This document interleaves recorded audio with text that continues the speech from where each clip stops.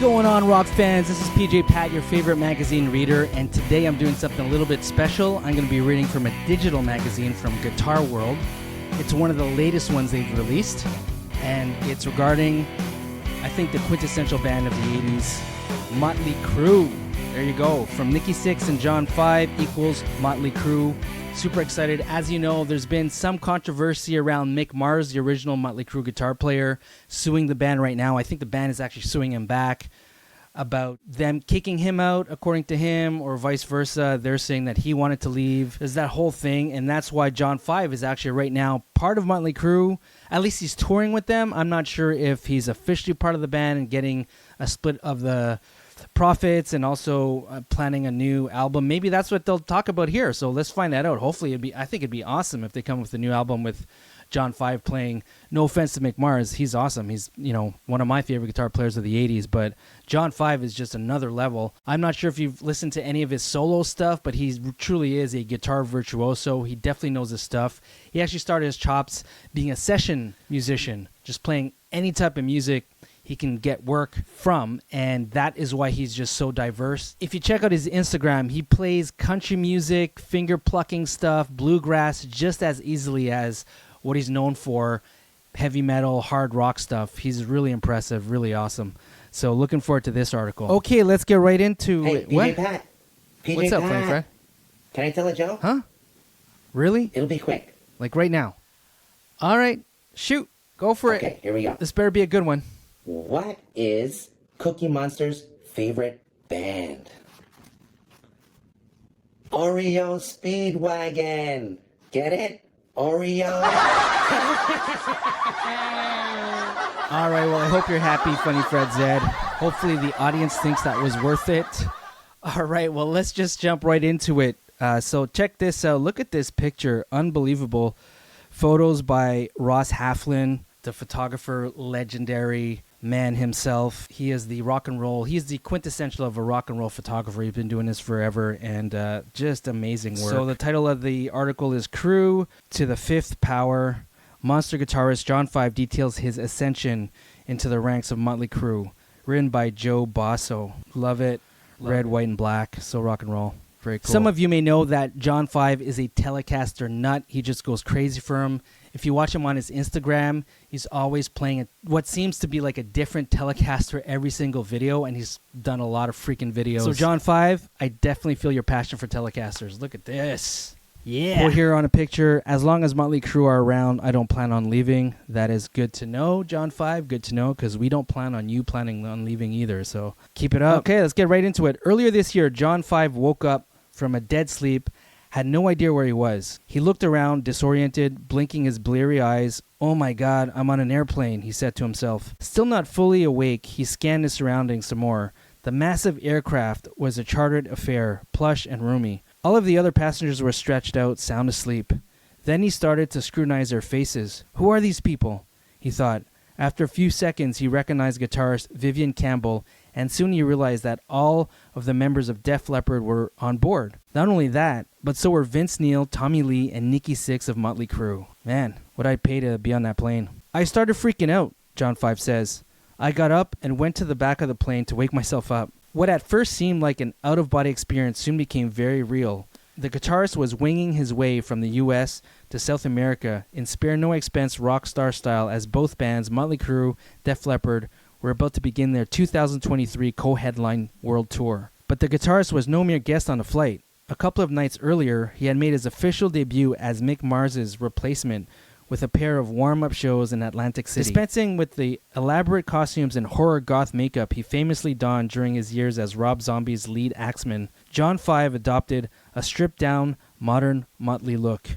Wearing a black leather jacket with his medium-length blonde hair neatly slicked back, he resembled a badass biker as he expertly peeled off familiar riffs and solos during the Crue's 15-song hit-filled show. Grinning a wide, exuberant grin, he seemed to be having a high, heady time as he were living out one of his wildest teenage dreams, which in a very real sense he was. These things are so strange to me, he says. I'll be on a stage with them, and I'll be like, I still can't believe this. I'll start laughing when we're playing a song. The guys will say, what's so funny? And I'd be like, this is just so weird. We'll play same old situation, and it's so cool. Or we'll play Home Sweet Home in front of 60,000 people, and I'll look at Vince and say, "This is just like the video." He pauses, then adds, "This is where it's going to sound funny because it sounds like a dream. So I'm worried that I'll wake up and tell my wife, 'Whoa, I had this dream that I was in Motley Crue,'" making the Crüe cut. John 5 comes to the Crüe as something of a name brand. As a solo artist, he's released a series of albums that highlighted his accomplished and inventive instrumental skills while reflecting his wildly eclectic tastes. Everything from bluegrass to molten metal. Yep, as I was saying earlier, he does it all. During much of that time, the guitarist, born John Lowry in Grosse Pointe, Michigan, also enjoyed an enviable run as one of LA's most in-demand musicians. Before his 17-year stint with Zombie, he served as a key member of Marilyn Manson's band. In addition, he collaborated with David Lee Roth and has contributed to projects by a dizzying and diverse array of artists. Rod Stewart, Garbage, Lynyrd Skynyrd, Lita Ford, Rick Springfield, Paul Stanley, Ricky Martin, Steve Perry, and Alice Cooper, amongst others. Wow, I had no idea about that. One of his first pro gigs after he arrived in Los Angeles was playing guitar for pop country singer Katie Lang, the Canadian herself, all right, go Canada, on her 1996-1997 world tour. Whoa, crazy. Didn't know that. To me, any similarities between any of the people I've worked with, whether it's Katie Lang or Motley Crue, it all comes down to one thing. I just love music, John 5 says. Ever since I was a kid, I've loved music. It didn't have to be rock or a certain kind of thing. As a lot of people know, I watched Hee Haw on TV. There were amazing players on that show. Anybody who could do anything very well, if you were good at your craft, I was excited about. The Crucible. John 5's ascension to the Crüe fold comes at what could be a problematic time for the veteran band. When it was announced last October that Mick Mars was leaving the group as a touring member, a representative for the musician issued a statement to Variety magazine, I'm assuming, that cited the guitarist's long struggle with ankylosing spondylitis, a form of arthritis that over time can cause some of the bones in the spine to fuse, as a reason for his departure. In the statement, it was said that Mars would continue as a member of the band but can no longer handle the rigors of the road. There was no firm word at the time as to a replacement for Mars, though it was widely assumed that John 5 would step in. This was confirmed the next day when Neil Lee Sixx issued their own statement saying,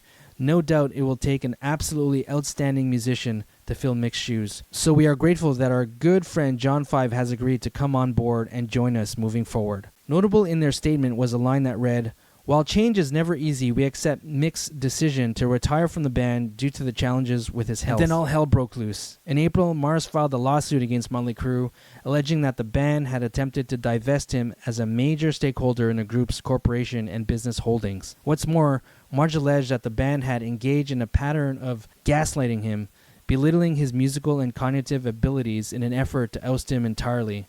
While an attorney for the band had maintained that Mars's decision to cease touring equaled quitting the band outright, Mars fired back in an interview with Variety saying, "Those guys have been hammering on me since '87 trying to replace me. How this situation will be resolved remains to be seen, and it should be stressed that none of these issues were broached during Guitar World's interview with John 5. Our discussion took place before Mars's lawsuit was made public." In the meantime, as the guitarist acclimates to his new gig, he remains the ultimate Motley Crue fanboy.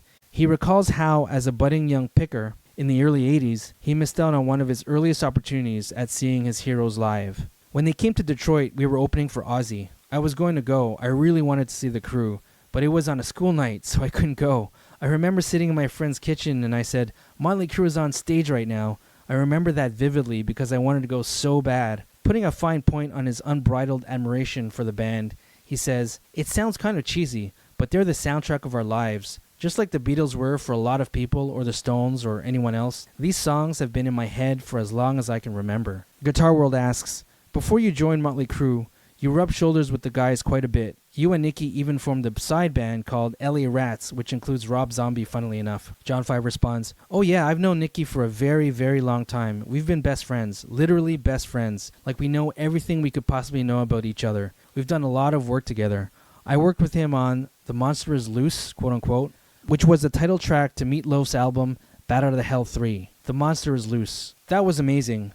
We did Lies of the Beautiful People for 6 a.m., we did The Dirt together, and so many other things. LA Rats, of course. Nikki and I talk every day, like 30 times a day. We're like two kids. We go to the mall and do stupid stuff. We run around and have fun. I've known Tommy forever. but I didn't know Vince. Take me inside how you were asked to take over guitar duties from Mick Mars. John 5 says, there was never really any talk about it. It's funny because we didn't talk about business a lot.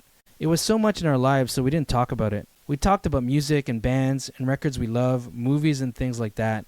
But I wouldn't say, oh, Zombie, John 5 and the Creatures. I mean, Nikki would say, we're getting ready for the tour and the tour's huge and things like that. I don't even know how it came about. Guitar World asks, but at a certain point, Nikki must have said to you, I assume it was Nikki, Mick is thinking of leaving. What do you think? Are you interested? I was on a road and they were finishing up their tour. We were actually missing each other a few times. Motley were touring and I went right out with my band, The Creatures. There were times when I was playing a show in the exact same city as Motley. I'd be 3 miles away in this large club while they were in a stadium. At the end of the tour, Nikki was like, you know, I think Mick's going to retire. A tour's coming up. We're going to go to Europe and South America and do all this touring, he said.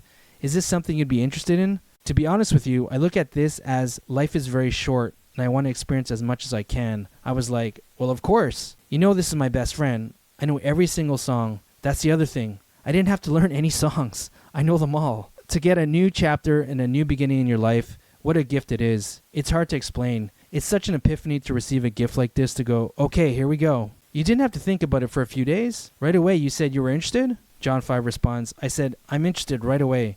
This is how to say it. I'm still very, very hungry. I'm not ready to go. Boy, what a great life. I was like, yeah, I'm very interested and I want to do this. At the time this was going down, were you thinking of leaving Rob Zombie? That's a great question.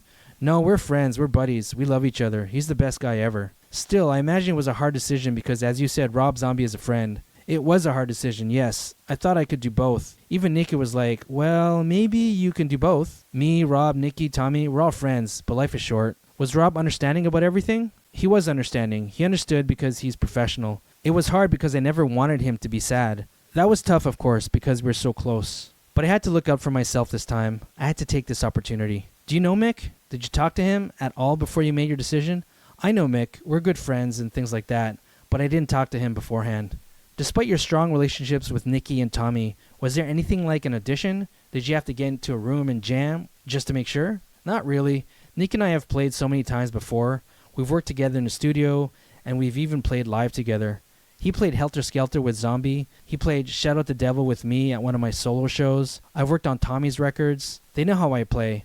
I didn't have to audition, but I'll tell you this. When we got into the first day of rehearsals, it was so smooth.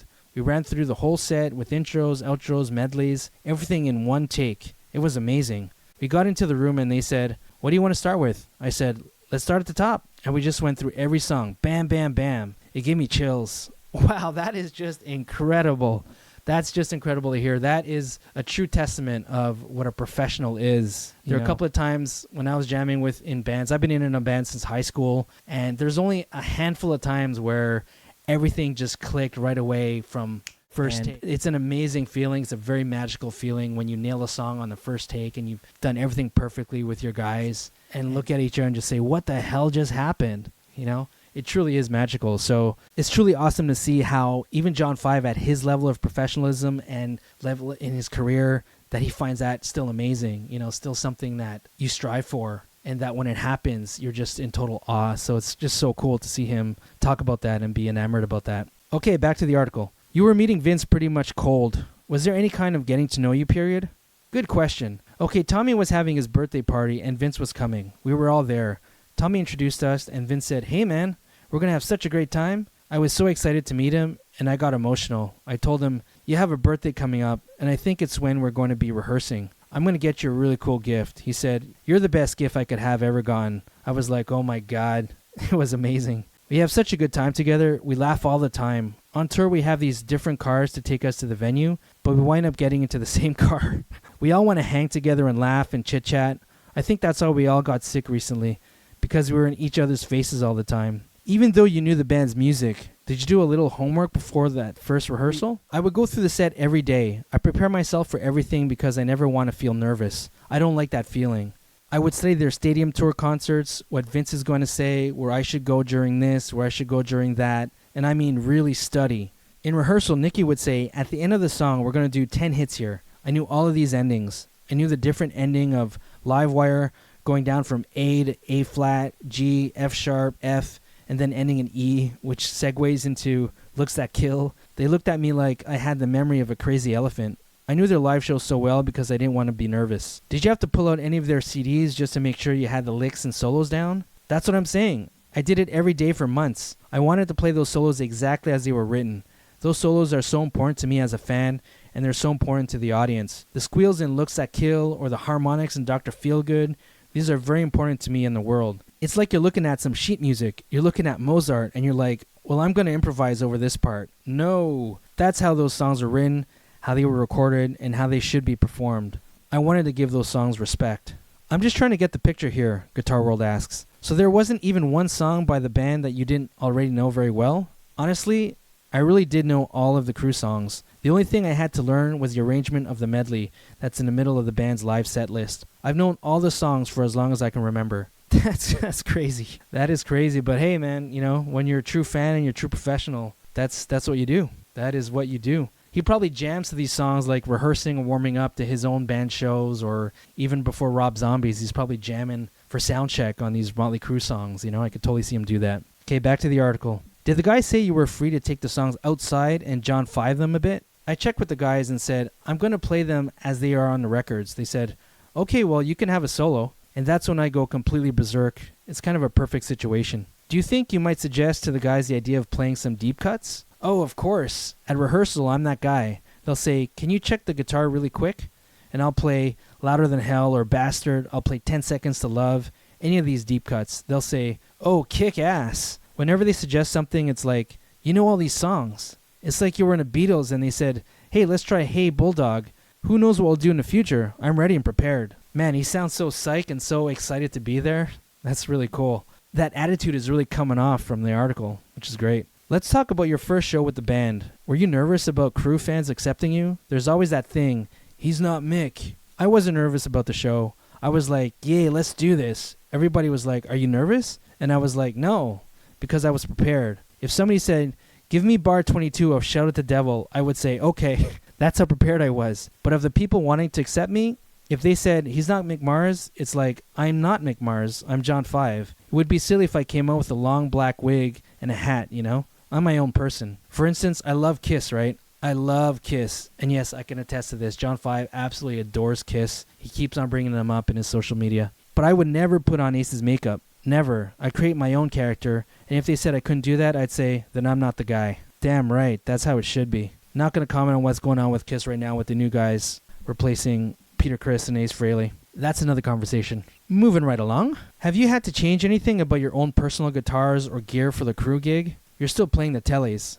I'll tell you, I had to put this weird contraption on my guitar. It's called the Floyd Rose weird contraption. For those of you who don't know, that Floyd Rose is synonymous with shredder guitars. So you can kind of use that whammy bar and do like whammy bar bombs and dive bombs with it without your strings going out of tune. Okay, I've heard of those. They're new. Guitar World laughs. Yeah, it's weird. This thing's got a bar on it and it makes the strings go up and down. Again, I'm who I am. I've always played Tellies. Actually, Mick played Tellies a lot throughout his career. Now that you mention it, in some of the clips I've seen you with the Crüe, I noticed you were using a whammy bar. Yeah, I had to put Floyd's on all of my Tellies. Listen, I was a Van Halen nut, so I had Floyd's, and I know everything about them. I just haven't played with a Floyd in a while, because I would do all that stuff behind a nut. Right, so what he means by that, John 5 does a lot of like weird stuff or weird picking behind the nut of the guitar, so that's kind of like where the headstock is. So I guess if you put a Floyd Rose on there, it affects that sound somehow, is what he's trying to say. So when I got the guitars with Floyd's, it wasn't any kind of crazy thing. It was fine. Are there any significant tonal adjustments you've had to make to suit the Motley Crue sound? I did have to make my sound more distorted at some points. I'm using the two distortion pedals to have the harmonics and the squeals both come out just perfect every time. But I wanted to say something because you mentioned the fans. The fans have been so happy and accepting. They know I'm one of them. I love these guys so much, and the fans have been so kind. I'm just playing the songs the way they've heard them. It's not like I'm trying to do anything crazy. I read all the comments, and of course, you're always going to have people to say, he's not Mick. And it's like, yeah, I'm not trying to be Mick. If they say he shouldn't be playing a telly, it's like, but Mars plays a telly for so many years. For Girls, Girls, Girls, he played a telly. When the band went to Russia, he played a telly the entire time. He loves tellies, but the fans have been very accepting. I'll go down to the lobby and I'll sign all the stuff. It's just wonderful. Of course it's concerning, but it's been such a smooth transition. Has being in the band given you a different or renewed appreciation for Mick Mars' work? Oh no, no, no, no. I've had a beyond appreciation for Mick Mars ever since I was a little kid. I love Mick Mars. Nothing has changed. Knowing these songs as a kid is how I know them now. I used to play Harpo's and the Ritz and all these clubs, and we'd play Motley Crue songs. I have such a high appreciation for Mars, of course. I always have and always will. I just want to play these songs to where the guys are proud. Has there been any talk of recording new material with the band? John 5 replies, we've been in the studio with Bob Rock, and we've been having a great time just like we do on our tour, laughing and playing music. Wow, so cool. So they're recording an album with Bob Rock? That's amazing. I mean, for those of you who don't know Bob Rock, I mean, he's the producers of all producers when it comes to rock. He's right up there with Michael Wagner. Bob Rock did, just to let you know, Metallica's Black Album. Mic drop. Bam, right there. That's all I need to know. It's coming along really quickly. The songs are super heavy and everybody's excited. Wow, I'd be so excited to check out that album. Man, I can't wait. Wonder when it's coming out. He doesn't say. Okay, last question from Guitar World. In your mind, how long do you envision staying part of the Crüe lineup? I envision staying with Motley Crue. As long as Motley Crue are around, I don't plan on leaving. And I hope I never get fired. It's such a wonderful band to be in.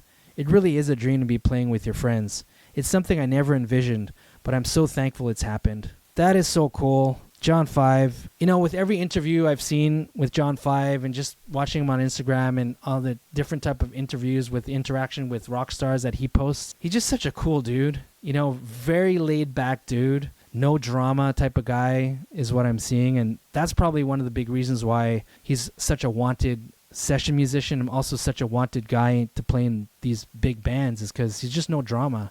And he knows his shit. You know what I mean? He sounds like a true professional. He is a true professional. He studies before his gigs. He hones his craft. He's constantly practicing. I mean, that's cool. I mean, you know, to have a bandmate like that must be a wonderful thing. Thanks so much for watching. Thanks so much for listening. Funny Fred, Zed, and I really appreciate your support and loyalty. Rock on, and we'll see you in the next video. All right. Don't forget to reach out to me on Twitter, or now called X, at PGPatLovesRock. You can reach out to me on Instagram as well at PGPatLovesRock, and I hope to connect with you there.